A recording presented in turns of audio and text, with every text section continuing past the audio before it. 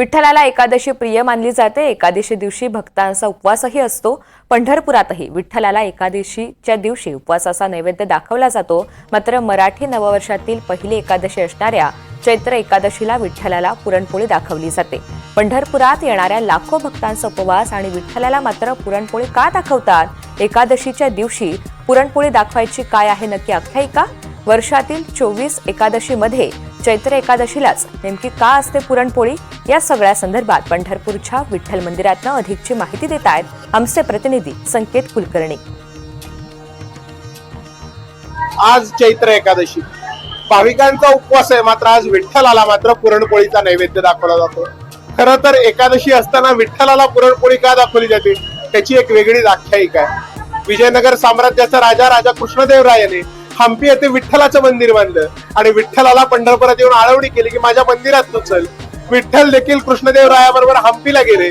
पंढरपूरचं मंदिर मात्र रिक्त पडलं। यावेळी पंढरपुरातील नागरिकांनी विठ्ठलाला आणण्याचं ठरवलं। नामदेव महाराजांचे आजोबा असणारे भारोदास महाराज हंपीला गेले। त्यांनी विठ्ठलाला आळवणी केली की तू माझ्याबरोबर चल। पण त्याच वेळेस कृष्णदेव राजाच्या सरदारांनी भारोदास महाराजांची हेटाळणी केली। कृष्णदेव राजाने त्यांना सुळीवर चढवण्याचे आदेश केले।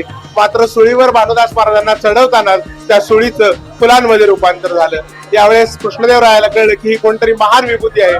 त्यावेळेस विठ्ठलाने भानुदास महाराजांबरोबर पंढरपुरात येण्याचं ठरवलं। भानुदास महाराज विठ्ठलाला पंढरपुरात घेऊन आले।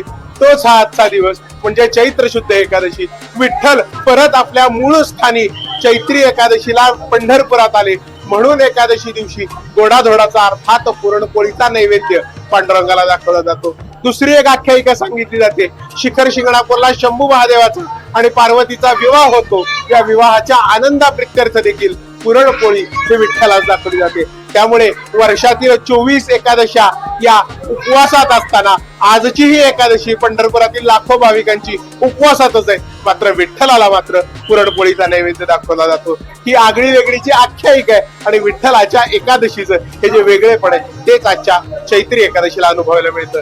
व्हिडिओ जर्नलिस्ट राजू मिसाळसह संकेत कुलकर्णी, NDTV मराठी, पंढरपूर।